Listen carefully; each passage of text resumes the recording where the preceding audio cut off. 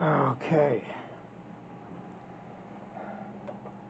Yes, this is the 800 XL that I mentioned briefly in my Durham Hamfest haul video, which was next to the little table that I'm showing the stuff off with. Anyways, going to be doing some work on this. I thought about replacing the basic ROM, but I looked it up and that's revision C basic,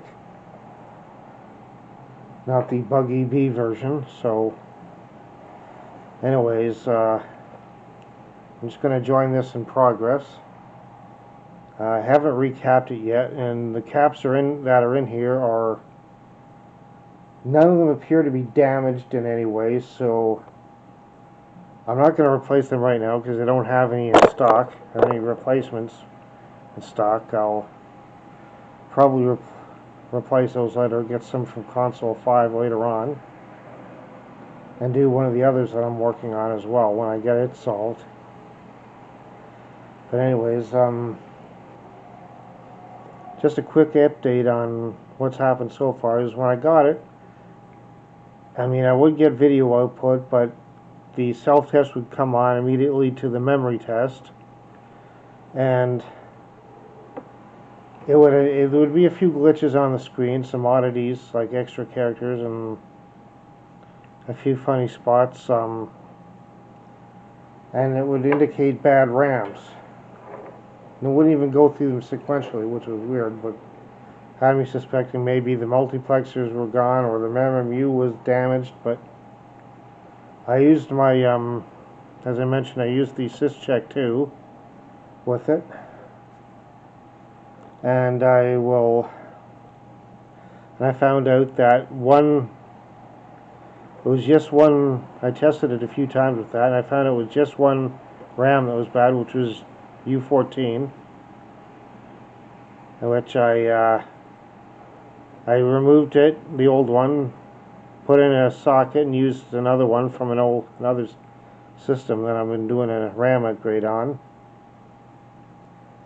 And I also replaced the 74158 at U26 because, as I mentioned, the Rambo XL upgrade board will plug into there,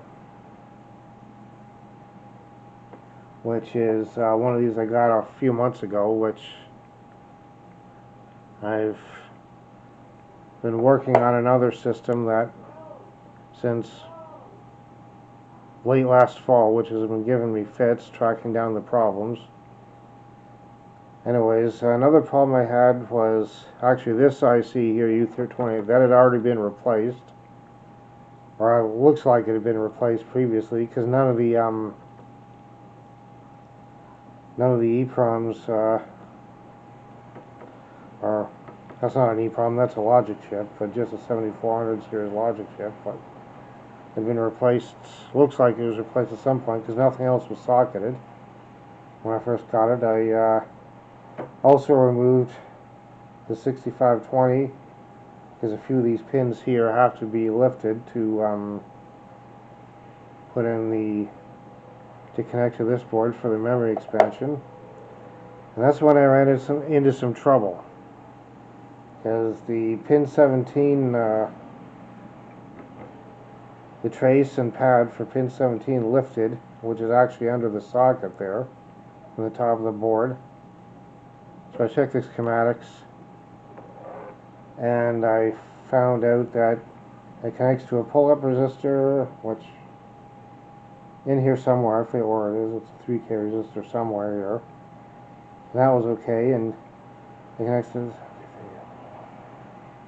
yeah, right here, pin 6 of the MMU chip. So basically what I did is I pulled the MMU up, and this is actually one of my spares that I've tested it with, and it's been socketed that as well, and I did the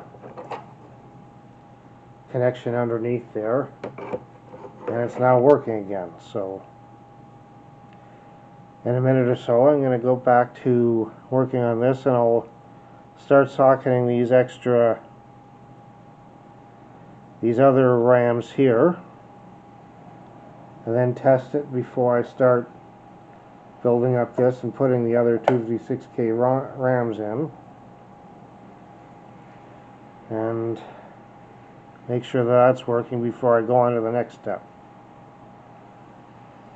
So anyways, I'll shut up now and get to work, and I'll put you on fast forward so you don't have to sit there for hours watching me do this. Got it down to a handful of minutes, so I'll see you in a second.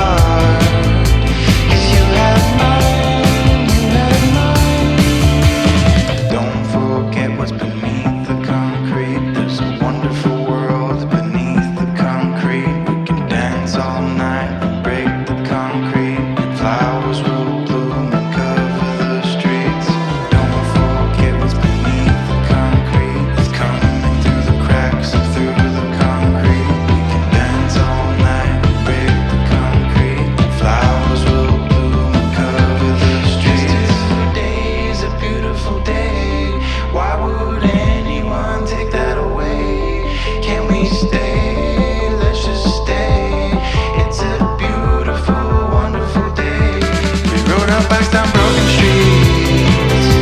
We chased the sun, chased the sun. The day was great, we made it shine. And you were mine, the world else that can fall apart. I don't care, as long as I can have your heart. 'Cause you have mine, you have mine.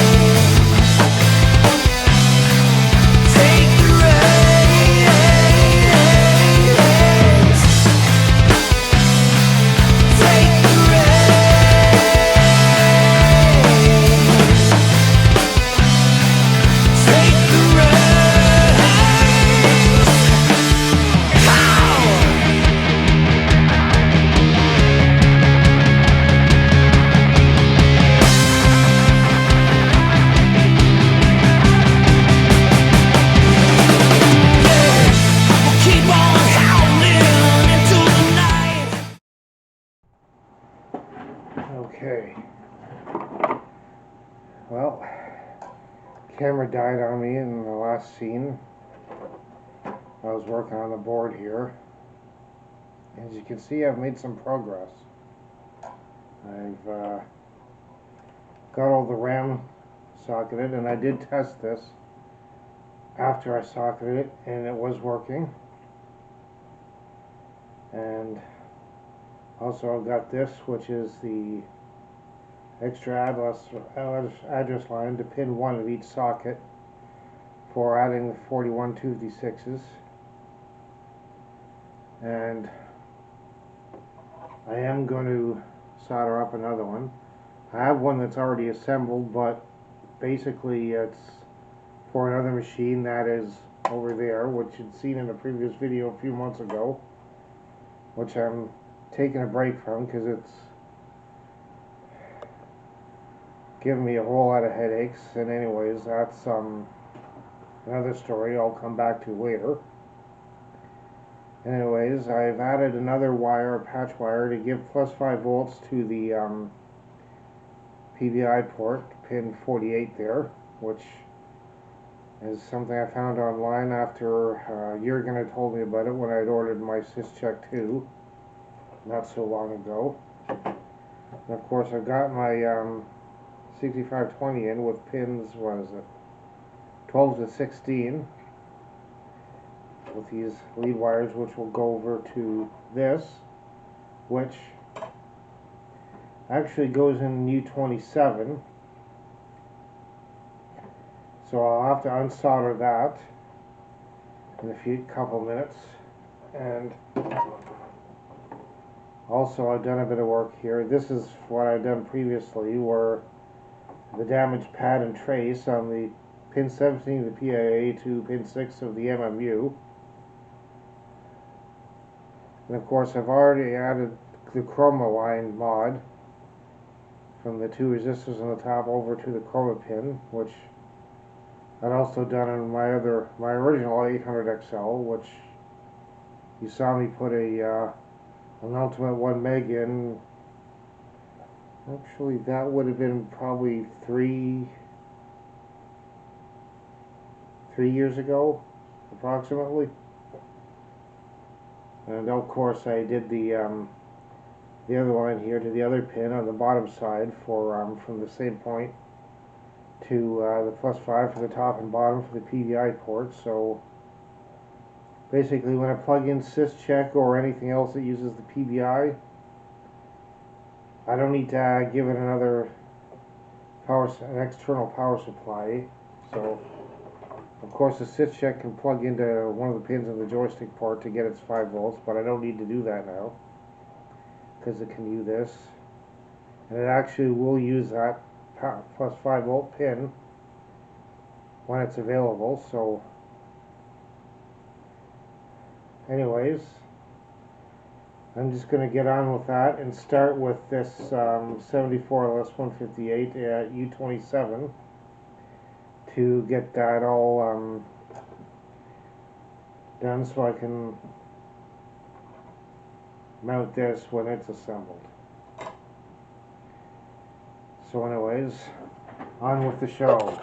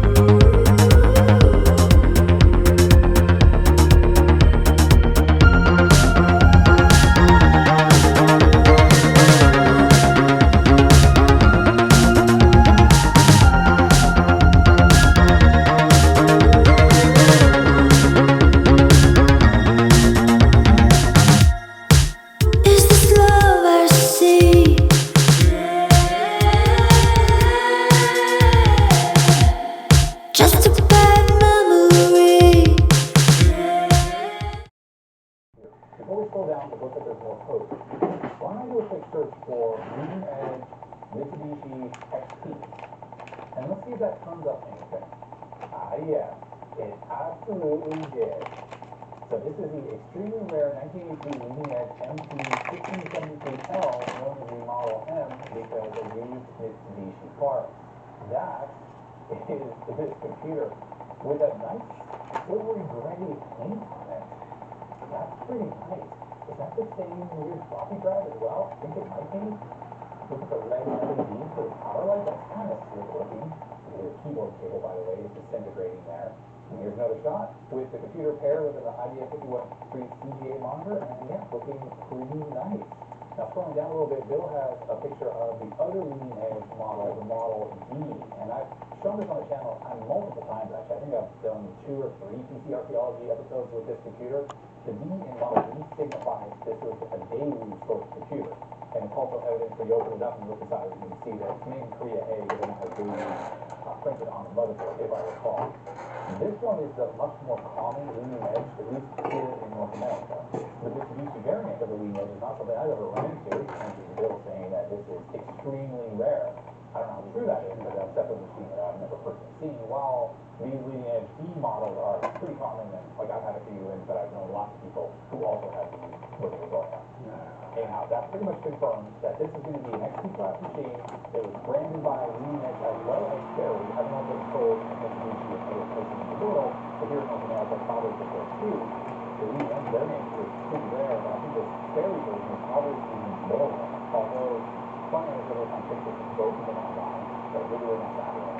If you personally have ever seen or run into the leading edge M variant, or this machine is allowed, I'd love to hear about its concept. And in fact, something new with a top-down camera will run this area of the vent of the view. Of course, there's the flexes, so naturally there on the vent taking up space. With the fasteners out, my assumption of this side forward, and it does. As this come off exactly, always covering the screen to the start of the computer. Okay, well, on first glance, let's start popping these cards out. Here's 8-bit network card. This is a MW1000. Next up, looks like a 8-bit RAM card. It says at the bottom here, Memo 576. This is probably not original.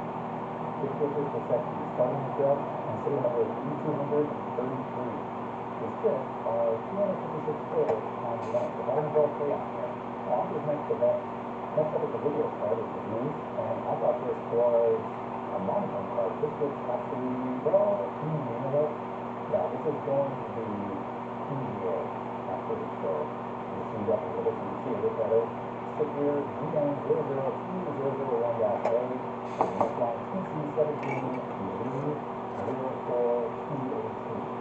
The card is curious, man. I thought, like I said, PGA, but this isn't MyTek. PGA don't need 64 power. PGA and NGA. So what's this trying to say? Oh, it says no system, but I just noticed the job of the system. It just doesn't have the real EGA bits that the ERCA got to highlight it. It's just a bit unusual. But yeah, no system. Oh, right there. Spectrum. Model 4600N. We have 128 to the ground as well. We can go 44 before 2. Okay, so 128. So that definitely means this is going to be EGA or something like that. Yeah, I would say all the stuff is here for the fact that we have.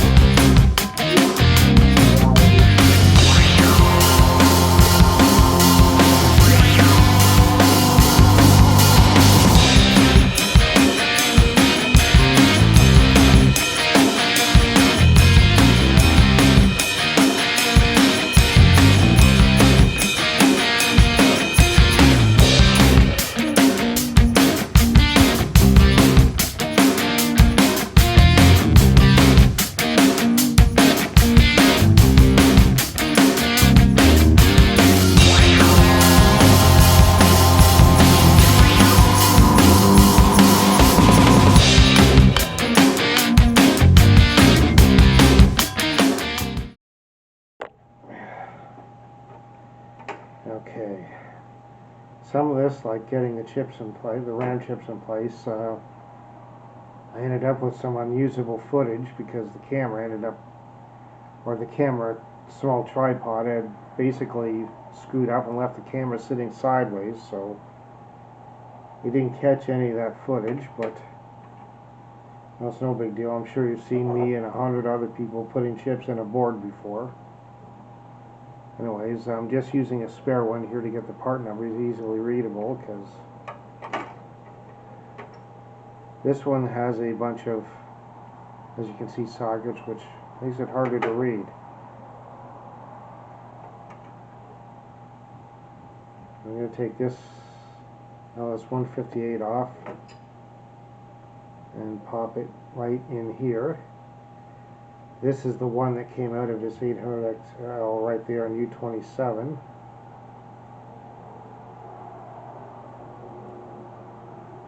And I did test it, so it is working, still working. And of course it did work in the 800XL.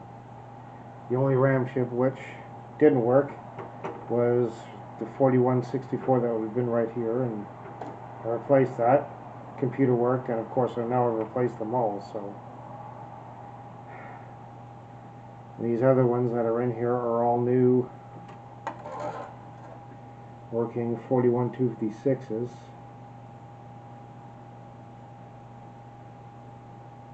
That I picked up from Jimco a few months ago in anticipation of doing this upgrade. Actually, I've got enough sets I could do 4 or 5 computers.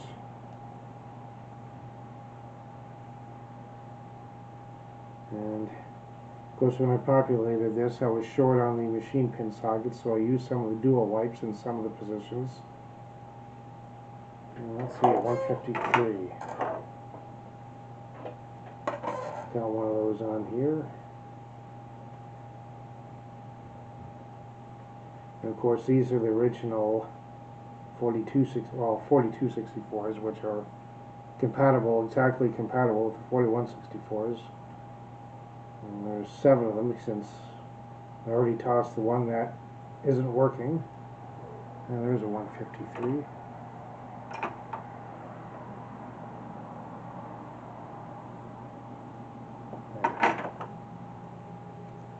Some of these pins might be a little bit bent, so I'm going to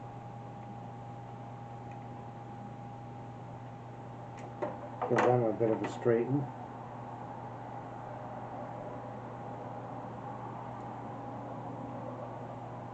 And I'm hoping I don't bend any of these again, because they're really soft middle pin headers that I got off Scamazon about a year or two ago, which they turned out to be complete junk because they're so soft, and often they'll bend and often break while I'm either soldering them in place or when I'm putting them in on the board, so which is a huge problem. I have some other ones which I should really start using. I should have used them on this, really. Saved myself a lot of time and work. The 139. Or 74 on that 139, which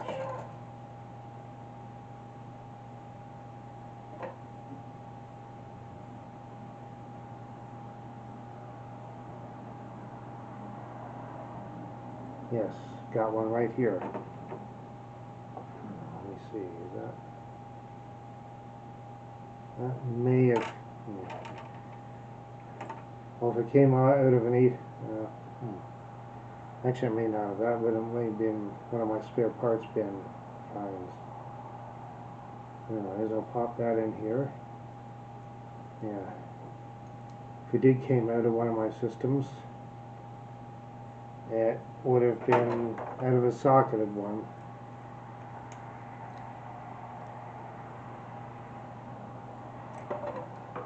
You know, if all this stuff I've done on these 800XLs in the past few months, I should remember if there's a 139 on there, but at the moment I don't remember. Yes, that's in there. All I need is 158 and 393 on there. I can get the jumpers back in there. Here's a Fairchild 158 in the 38th week of 84. I'm pretty sure that would have been off of, yeah. Yeah, it's got a bit of solder on the legs, so it would have been off of one of my,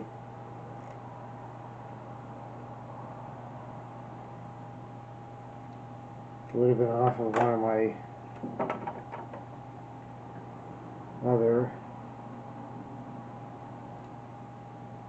Atari 8-bits. I'm pretty sure I've tested it, but if it turns out not to work, I've got some more.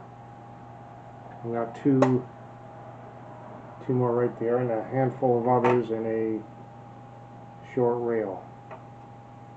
The 393 goes right there, and I've got that right here, which is another Fairchild, and I'm pretty sure they're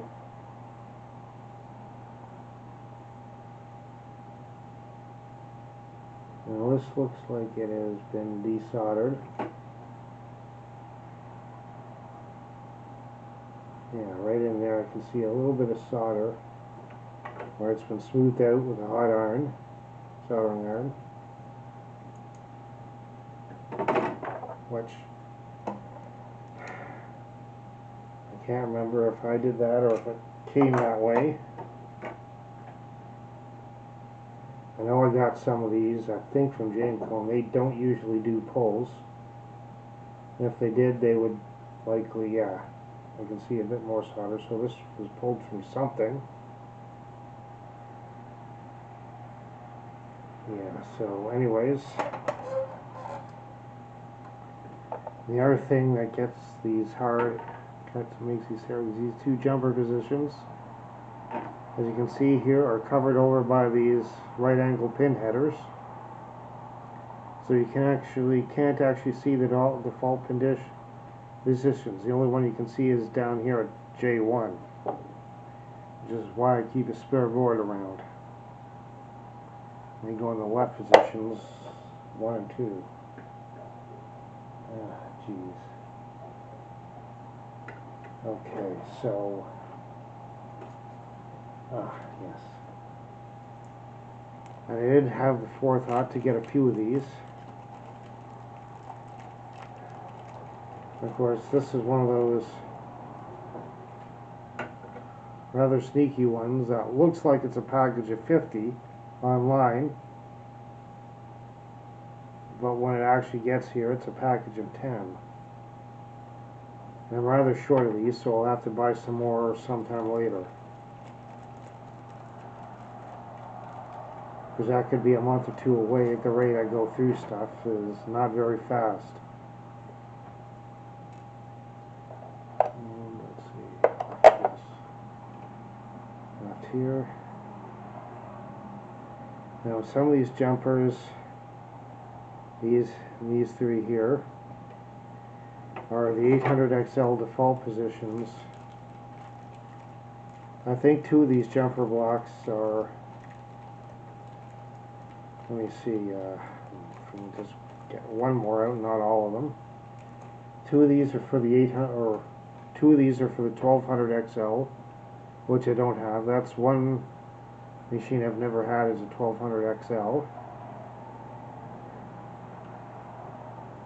And of the ones in North America, I haven't had a 1200XL or a 400 or an XEGS. And the rest of them I've had over the years. And I'm just making sure this is, and I know you can't see this because it's, well, just making sure that's in the socket. I know you're gonna not really see that too well, but just making sure that pin header is in the socket like I planned it to. And I will get this down over here. And this goes on to position D of this pin header, which is right down here on the empty board, actually down here on the empty board. And that's the old one of the lettered ones, A, B, C, and D. You can see it goes up to here, this resistor, which is, let me see, R32. It's soldered onto this end of R32. And that connects it to pin 1 of all the ICs, which is the extra address line on the 41256, which is not on the 4164. So anyways, the rest of these will get in place without the camera running. And when I bring you back, this will be in the case temporarily in the other room as I give this a test that it works. And I'll boot it up off a floppy and run, I forget the name of the program, but it's, you've seen it on one of Jan Beta's videos where he tried to upgrade to 65XE and he ran that RAM test several times. I'll be using that same program to make sure that this is working. So, I'll bring you back in a second. Okay. Well, I've been doing the super video mod for this. This is future me, by the way. I've been editing behind me on the other computer, the video where I finished the Rambo XL upgrade, which you can see right here. Anyways, I did cut away to the other room, as I said, and I'd recorded a fairly reasonably long segment where I was checking this out with the Satantronic RAM checker. And anyways, the footage was lost of me testing it, but I'll give you the short version. It did work. The RAM does work, and I discovered that with the Satantronic RAM checker, which you would have seen on like Jan Beta's 320XE series of videos from, well, a few years ago now, or at least 2 years ago now. He was running that program, and that's where I found out about it, and I've tried it, and it does work. Actually, the computer does work. And I also tried it with the, excuse me, with the SysCheck 2, and the base RAM does work as well. So, anyways,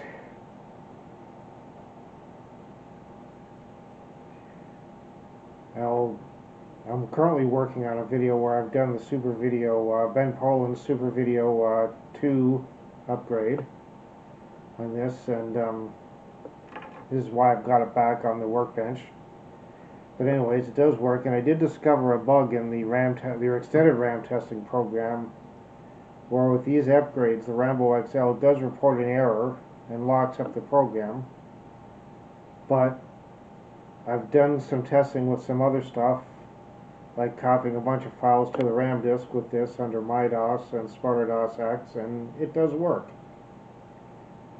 However, and the downside is Satantronic, who actually had uncovered the bug in the RAM tester back in 2019, I should say. He'd discovered it, and I only discovered that because when I was looking it up a couple of years ago and found that he'd made a listing or an entry, sort of a blog entry on another site where he described the bug that he'd released 0.22 of his program, and he had 2 links, one for the documentation, a text file, and the other for the program itself. Unfortunately, that was hosted on his site, and he is since, well, he's actually died since then, so unfortunately, it's, well, very unfortunate, but the other side effect is with no one to cover the hosting fees or maintain the site with his latest version of the program hasn't gone, so I wasn't able to verify it other than sort of the roundabout ways. But anyways, enough of that for the moment, and I will be when I test this with the S-Video mod completed, well, you will be seeing the S-Video mod and this and the RAM expansion together in this machine. And you might also be seeing, depending on how soon I get it done, it'll probably end up being a separate video, but I will be repainting the case for this, even though it did clean up rather well. So, anyways, that's it for now, and see you soon with the next update on this.